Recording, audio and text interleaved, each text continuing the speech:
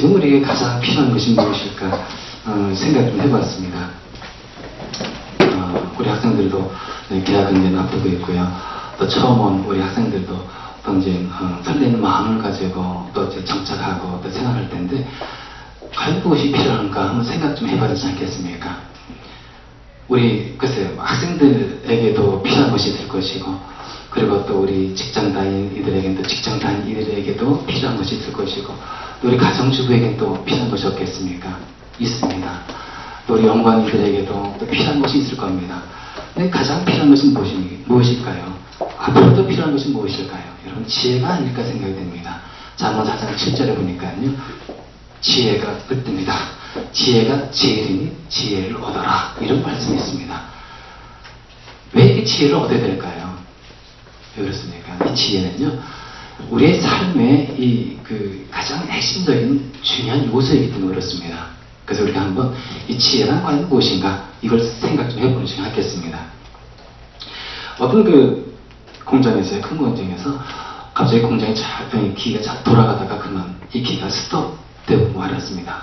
모든 공장이 이 기계가 그만 올 스톱돼 버린 거예요. 그래서 이제 이 공장이 스톱돼 버리니까 제품은 생산해야 되는데 스톱돼 가지고 선회가 아주 이만저만이 아닙니다. 그래가지고 내부의 기술자를 불러다가 아무리 조달해보고 그리고 고쳐보려고 애를 써도 고칠 수가 없었던 거예요. 그래서 이제 안 되겠다. 그렇다면 우리 내부 이 기술자도 고칠 수 없다면 그럼 외부에서 기술자를 불러다가 한번 고쳐보자 해가지고 외부의 기술자를 불러다가 의뢰를 했습니다. 한 사람이 왔어요. 와가지고 이제 이렇게 살펴봅니다. 살펴보고 어느 그 기계에다가 큰 망치를 가지고 한 서너 번 탕탕탕 두드린 겁니다. 그들이 기계가 막 돌아가는 거예요. 그러면서 이제 이 기술자가 이제 그 내역서를 이제 준 겁니다. 비용 내역서를 이제 제시해 줬는데 얼마를 제시했냐면 100만 원을 청구한 거예요. 그러면서 이제 이 두 가지 내역이 있는데 하나는 망치를 두드린 수고비 10,000원, 그리고 어디가 고장났는지 발견한 통찰비 99만 원, 이렇게 내역서를 쓴 겁니다. 바로 이제 지혜가 이런 겁니다. 지혜는요, 통찰하는 힘인 거예요. 분별하는 힘. 다시 말해서 세상의 원리와 인간의 이치를 객도로 보는 힘, 이것이 우리는 지혜, 이렇게 이제 말을 합니다. 여러분, 오늘 본문의 이제 내용을 보면 이제 사실 세상에 어떤 사람도 이 내용은 다 알아요. 성경의 어떤 구절은 잘 몰라도 이 솔로몬의 이 이야기는요, 다 아는 내용입니다. 오늘 이 누구나도 다 아는 내용을 가지고 제가 설교를 하네요. 좀 부담스럽습니다. 근데요, 오늘 이 내용을 좀 보면은요, 우리 1절부터 한번 보겠습니다. 우리 23절부터요.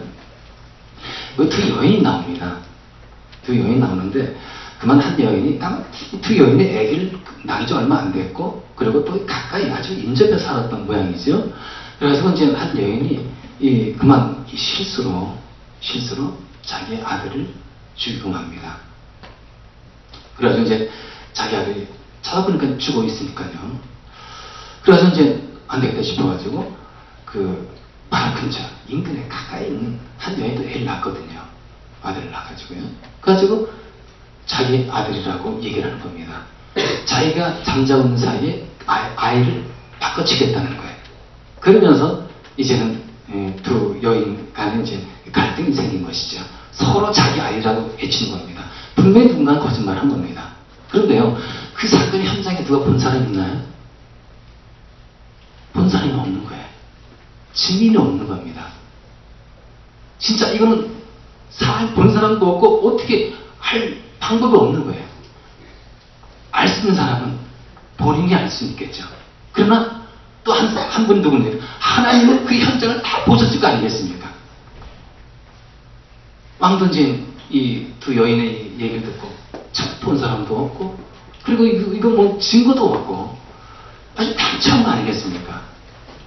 그래서 이제 솔로몬 왕이 속으로 생각을 합니다. 이 선을 보니까요, 두 여자가 서로 살아있는 아이를 자기의 아들이라고 하고 죽은 아이를 상대방의 아들이라고 한다. 그렇다면 좋은 수가 있다. 좋은 수가 있다. 여러분, 하나님의 지혜가 딱 떠오른 순간 아니겠습니까? 아주 날치하고 막막한 이런 상황 속에서 이 솔로몬의 이 생각 속에 딱 아들의 지혜인 거예요. 근데 여러분, 이 솔로몬이 여기서 딱 떠오른 게 무엇입니까? 참 우리 일반 사람들이 생각하기는 쉽지 않은 그런 생각인 거예요. 이것을 우리는 통찰력이라고 이제 생각하는 건데요. 여기 보면은요, 여러분 이 솔로몬이 뭘 본 건지 아십니까? 어떤 생각이 딱 떠오르는 줄 아십니까? 여러분, 아이를 낳은 그 여인의 그 마음을 본 겁니다.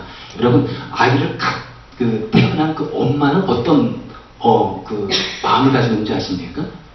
모성애라는 거 여러분 아시죠? 모성애. 여러분, 어머니는요, 자기가 낳은 그 아이를 위해서 목숨을 내놓을 수 있을 정도로 아이를 사랑합니다. 이것이 바로 모성애 아닙니까? 그걸 본 거예요. 그래가지고 이 두 여인이 와가지고 뭐 서로 거짓말한다, 아니다, 이걸 본 것이 아니라 정말 그들의 마음속에 가지고 있는 모성애, 그걸 보고 그거를 딱 간파한 거예요. 그래가지고 이 왕이 어떻게 명령 내립니까? 칼 갖고 오너라. 그리고 이 아이를 반으로 잘라서 나눠 주어라. 공평하게. 서로 자기들 아이들이라고 그러니까 공평하게 잘라서 주면 될 거 아니겠는가? 여기서 이 솔로몬이 생각은 무엇입니까? 어떤 엄마에게서 진정 모성애가 나오느냐. 그 모성애가 나오는, 발휘되는 그 여인이 진짜 엄마라는 거예요. 그걸 깨뜨려 본 겁니다.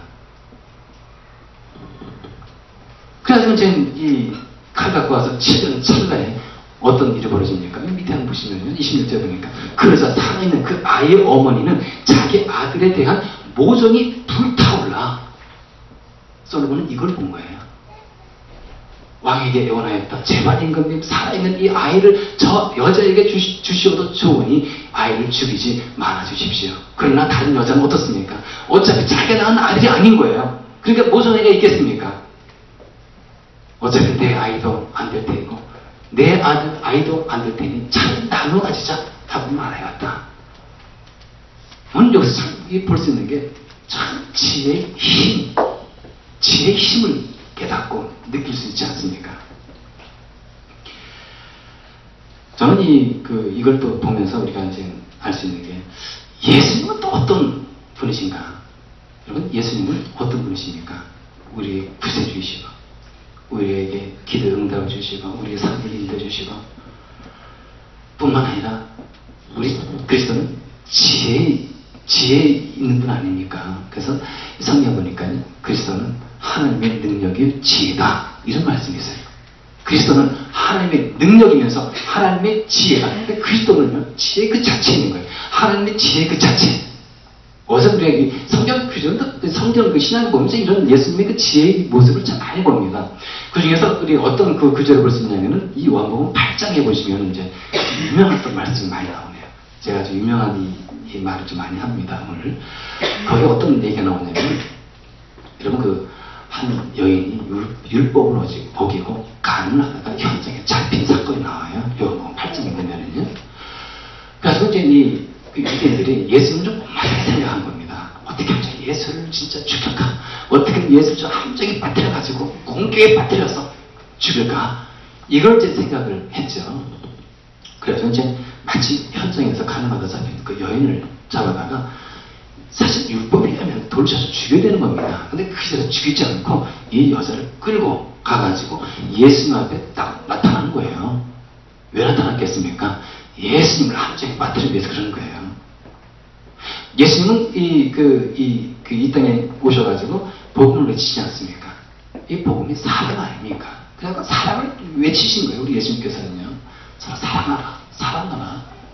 근데요, 여러분, 이 유대인들이 이제 이걸 잘 알았습니다. 그래가지고 이 여인을 딱 데려가면은, 이 여인을 어떻게 할까요, 예수님?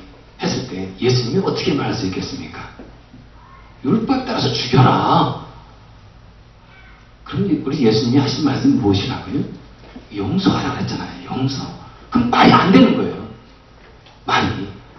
그렇다면 용서해야 된다 하면 또 어떤 함정에 빠지는 겁니까? 율법을 어기게 되는 거잖아요. 그러니까 예수님의 입장에서는 진짜 이건 난처한 거예요. 난처는 이러지 못하고 저러지 못하고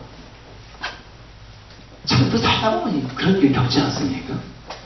이렇게 해야 되는 것인지 저렇게 해야 되는 것인지, 이 길로 가야 되는 것인지 저 길로 가야 되는 것인지 혼란스럽고 어지럽고 참 답답해요. 그런데요, 여러분, 이렇게 할 것인가 저렇게 할 것인가 아주 그냥 마음을 박정하고 딱 갈 수 있게 만드는 것이 무엇인지 아십니까? 이게 지혜인 거예요. 자, 예수님께서 한번 보십시다. 한번. 예수님이 어떻게 하셨습니까? 예수님께서 이제 그 사람들의 그 모습을 딱 간파하셨죠. 나를 함정에 빠뜨리려고 그러는 거구나 하시면서 예수님께서 이제 땅에다 글을 딱 쓰시니까 어떤 글을 쓰셨는지 모르겠습니다.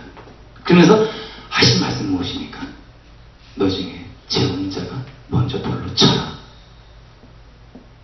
여러분, 예수님께서는 사람의 그 양심의 마음을 그대로 보시고 간파하시고 찌르신 거예요. 그 말씀에 이 사람들이, 성난 이 군중들이 돌을 다 가지고 지금 여인을 죽이려고 이 성난 군중들이 돌을 다 가지고 있었는데, 그럼 그 말씀이 딱 들려오자 양심에 갈등이 나는 거죠. 사실 죄 없는 사람이 어디 있습니까? 죄 안 지고 사는 사람이 어디 있습니까? 그걸 보신 거예요, 예수님께서. 예수님의 말씀 능력이 있고 지혜가 있다 보니까요, 사람들이 가슴에 찔려가지고 들었던 이 돌을 다 소리 없이 누구나가 야, 다 돌 놓자 이것도 아니라 스스로 돌을 다 놓습니다. 그리고요, 누구나 말할 것 없이 도망치듯이 그 자리를 빠져나갑니다.